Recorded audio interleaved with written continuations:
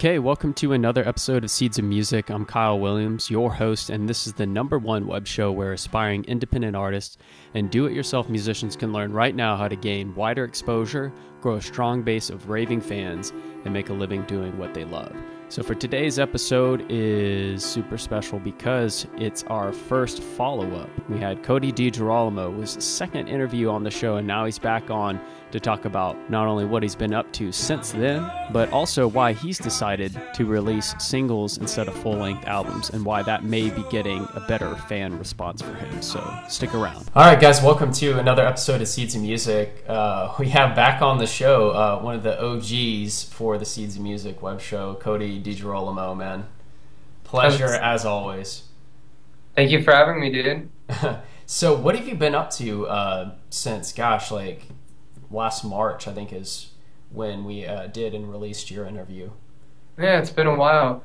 What have I been up to? I've been up to a lot, man. Been doing a bunch of recording. I pretty much moved everything that was in the first space I showed you in my dad's office to a new room.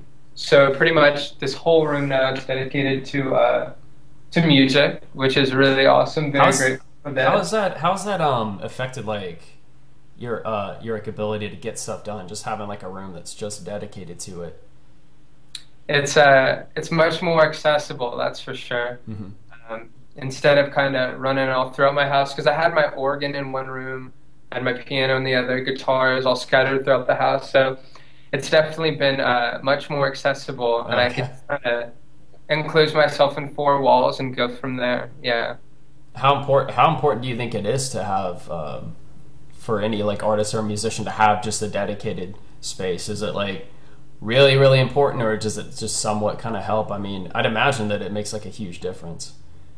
No, yeah, I would definitely say it's important. I mean, it's funny that you mentioned that, because the first time, I think it was the first night that all this stuff was moved in here, and I had just finished bringing everything in here, hanging up the guitars on the walls, bringing in the amps, and literally I had just this little riff on the ukulele, and by the end of the night I just threw down this whole song that I didn't even have, so it was very magical. I just kind of came in here and recorded this whole song that I pretty much didn't even have. Yeah. And is this song part of the drip content strategy that you've been doing? Because I know that you mentioned that you've been coming, because you obviously had your new album release or EP release, Speaking in Tango, and then after that you have been writing songs, and now you're planning on releasing each track more on an individual basis, not as a whole, but steadily. Can you just tell me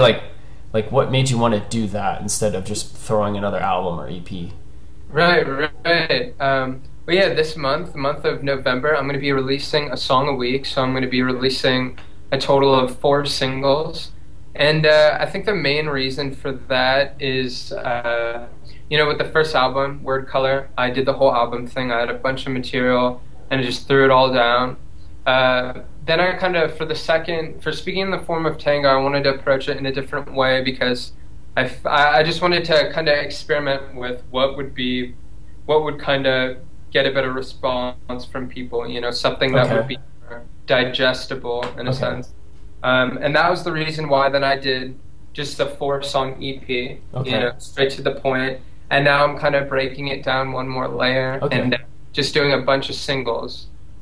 Did you notice a difference with Speaking in the Form of Tango by making it more digestible? Was it because there was less tracks, or was the music more targeted towards the people that were coming up to your shows?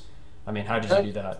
I mean, after releasing that, I could totally tell the difference. I mean, I think it's also just because a lot of people now, and a lot of bands now, are just putting out singles, and not even putting out full-length albums, and I think people don't really, nothing against the public, but as far as patience, it's instant gratification,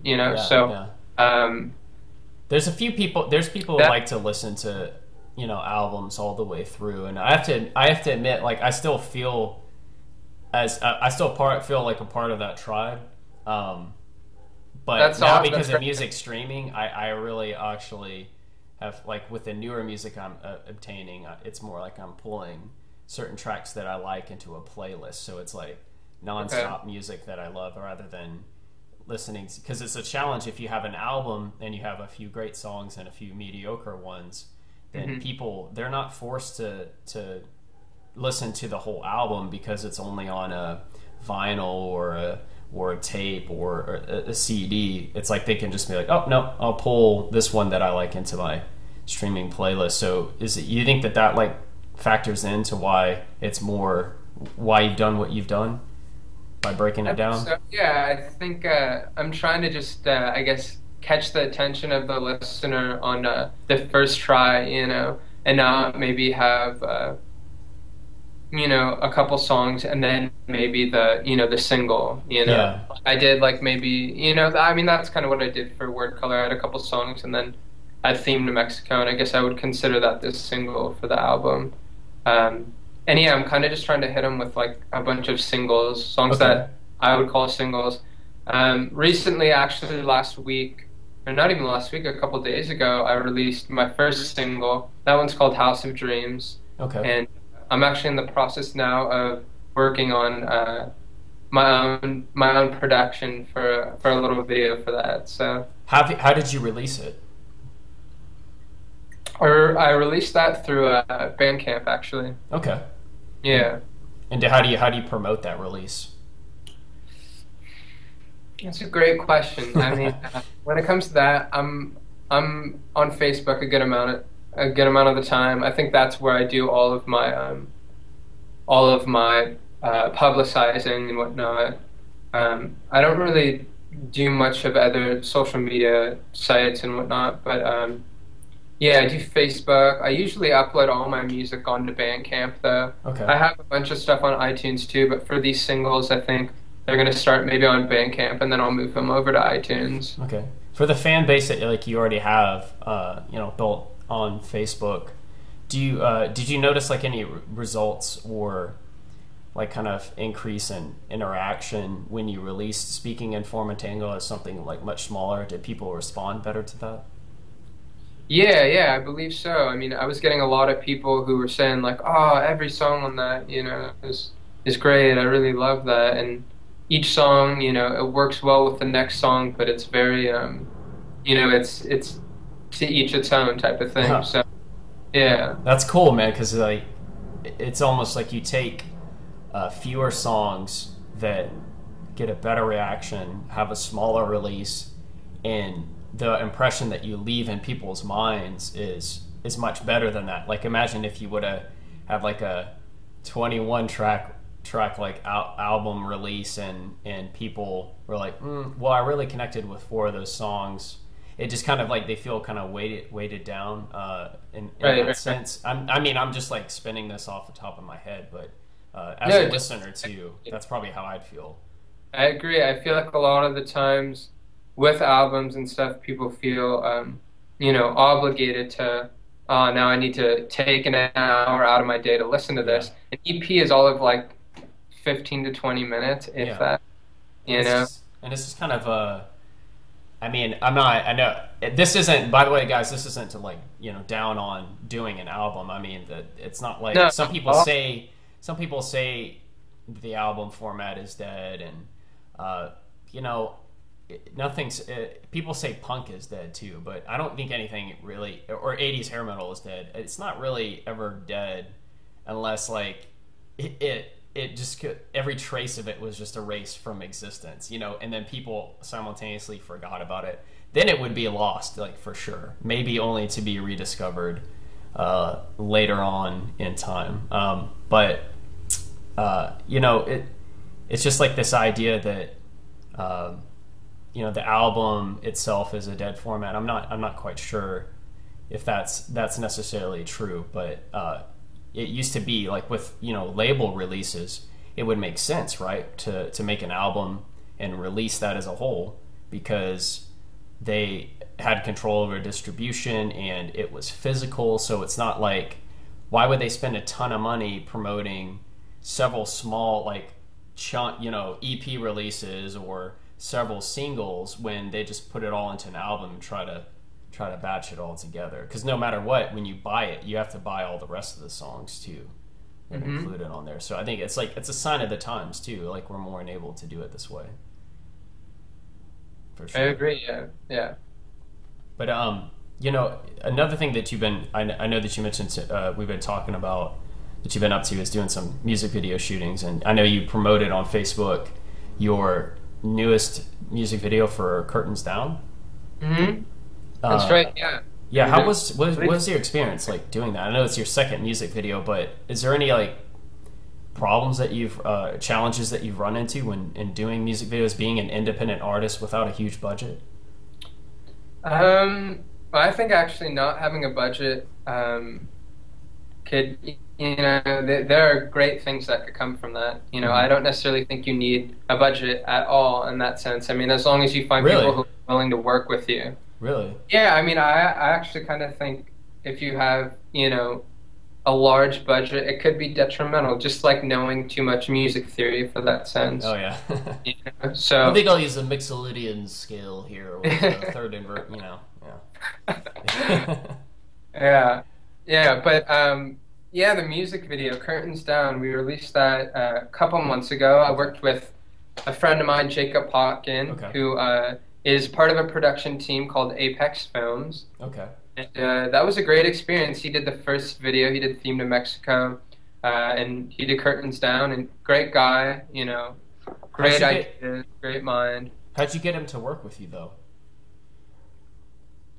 I had met him through a friend for the first shoot, and then second time around, I just contacted him, and he was totally in for it, and so we did it. Yeah. We actually went to high school together, but he was in my brother's grade, so he was like, I don't even think I was in high school when he was, to be honest, or maybe I was like a freshman. No, I don't even think I was a freshman. Oh, so you kind of actually had a connection from way back with this guy. I mean, did he give you a discount on his services, or was it just kind of pro bono? Oh, it was, he totally we kind of just did this no budget, nothing, and, I mean, it was cool, though. We both got to experiment, you know? So maybe... Oh, I'm sorry, go ahead. No, I was just saying, we both, I think, learned a lot from doing... I mean, from the first video to the second video, there was definitely a progression, We hadn't worked together for a year. I was doing my thing. He was doing his thing, and we came back, and the sparks just were there. So I guess like a thing to take away from that is utilize your personal network. People that who are dedicated to expression of art. Right. Then even if you have little to no budget, you can get a lot of help in that sense. Like if people believe in you, and I can attest to that too with the Kickstarter that I ran successfully. That's right. I actually edited the video, but the video was all shot by a friend of mine, and he did it, pro bono, and thanks to him very much, because it's just very, very well done, and it's because he just believed in the message, and if someone believes in your music, believes in you as an artist, then I think they're willing to extend the help in any way they can, which is cool to see that happen for you. I mean, really awesome. Yeah, I'm very grateful for all the help him and his team contributed. Yeah. Do you have any like advice for someone who might be looking to do their first music video? Let's say that they got, someone set up to shoot it. Is there any real practical advice, like show up with pants on? I don't know, what? Usually I would say show up with pants on. Yeah, for real, don't go naked, unless you're doing a Lady Gaga thing. Right. Good on that. Let's see. I mean, for Curtains Down, we met up, and I think prior to that, we had both been listening to the song a bunch, getting ideas, and we kind of threw all our ideas onto the table. And we kind of came to like a middle ground in which we met, and we just played off of each other, really. It's interesting though, because you can write so much stuff, down, and you could have this idea in your head, but translating that to film, and finding a way in which you're going to do that. Oh So, yeah. Did you storyboard though?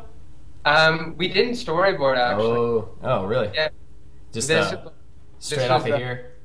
yeah Oh, we didn't storyboard that much. On the first one, I think we did a little bit more storyboarding. This one, much more like abstract, and we kind of let it be what it was. And yeah, we were keeping it up in our heads, I think. okay. But That probably works when you have just two people. right. Yeah, I was very pleased with the outcome, though. Very pleased, and I think what we wanted to address in the video definitely came through. Okay, So cool. yeah, But so that this next question I want to ask you is about your solo show that's coming up that you're playing. I know that every time yeah. I've seen you perform, it's always been with other people, and you've never been performing by yourself. I mean, why haven't you performed solo, and then like why are you doing it right now?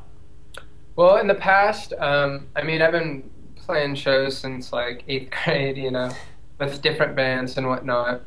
And then I just started playing with different people, different friends, from high school and people who I just met along the way. And I always kind of like switching it up. Everyone has something different that they bring to the table. Yeah. So, it's kind of like trial and error in a sense. Okay. I think the main reason why now I want to kind of take a different approach to live performance is just mainly because I feel, I'm presenting myself as a singer-songwriter, and I think it's very important to be able to just hold your own on stage and not have a band backing you up and be able to just be up there with you and a guitar, Yeah. or you and, for the show coming up, it's going to pretty much be me and the guitar and, Okay.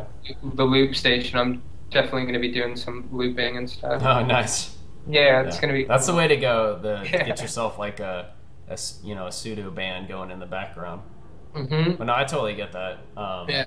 I actually have, I've I've played in like different bands, and most of what I like to do around LA is play at the blues jams. That's always fun. Yeah. But doing the We've done it solo singer before. guitar player stuff, yeah, all the focus is on you, and so you can't like hide, you can't like fall back with the guitar and let the other instruments take over. Right. You're just right there for all to see. I mean, if someone was wanting to do solo stuff, okay, or want to be a solo artist, would you recommend that they start off playing with other people, or that they start off playing by themselves? You know what? I don't think there's a right or wrong, to be honest. I mean, for me, I think I kind of because okay, along the way there were little shows here and there that I did play by myself. But I guess yeah, for me it was kind of more like I had an idea of this full sound that I wanted to present to the audience, Yeah. And with that being said, I kind of started with getting different people. I knew, like I said, I had a bunch of friends, and I have a bunch of friends who do music and whatnot. So I guess yeah, I kind of started with a band. I mean, there are things here and there, open mics I do just by myself around LA. Um, but to be honest, Kyle, I don't think there's a right or wrong, man. I mean, like, I've been doing it, playing with people for, God, it's been like 6 years now, about 6 years, and Okay. now I want to approach it just doing me. Uh, and yeah, like I said, I don't think there's a right or wrong. I think, if you started playing just by yourself, maybe at one point you would want to experiment with, Yeah. different people Yeah. and what they have to offer and bring to the table. And that it's all about like what sound you're going for. And Or I guess maybe just pushing boundaries, like right, going outside exactly. of your comfort zone. Maybe that's what, if you started off playing with other people, it's important to play by yourself. If you started off playing by yourself, it's important to eventually play with others if you want to grow. Exactly. Exactly. So yeah, there's always room to grow, like you said, and I think also the reason I'm doing it is to push boundaries and to kind of make myself feel uncomfortable in a sense, because I think Uh, that's important. You don't want to feel too comfortable, and I think at times I was feeling a little bit too comfortable, which made me feel uncomfortable. because you felt like you're not getting anywhere, you Yeah, know? yeah. So no, I'm kind of just throwing myself into this, and we'll see how it goes. I think as of now, I kind of opposed to like a full band sound. I'm kind of just going for a more stripped down, raw sound. So I mean, it's all about the sound you want to get across and what you're going for. And I think now I'm kind of sliding into that territory. Right on, man. Yeah. Well, keep sliding because it's sliding in the right direction, I think. Thanks, Kyle. Thank you, man. So, where can people check out like the singles that you're releasing? Just what's the best way to connect with you? Yeah, probably the best way to connect with me now is Facebook. It's just facebook.com/Cody DiGerolamo. Okay. So CODYDIGEROLAMO. I know it's long. Yeah. And yeah, I've been releasing everything on Facebook, all the music, all my updates is it's all on Facebook. But you can also find my stuff on Bandcamp. You would just type my name into Bandcamp or We'll have iTunes. those linked up below, by the way. Yeah, That'll be easy. Make it easy. But Yeah. right on, man. It's been a great interview again, having you on. Yeah. You're the first one to do a follow up for Awesome. Seeds of Music, so it's cool to see like the journey that we've both taken, not only in the show but what you've done musically. And since then, guys, I actually went and jammed out with Cody. He's also like pretty rad drummer. Thanks, on man. top of playing that guitar, which is cool because I love just laying down a funk beat and Yeah. just riding with that. So It was fun, man. We got to do it again soon. for sure. All right, Cody, man. But Thanks yeah, again for for coming everything. on. Okay.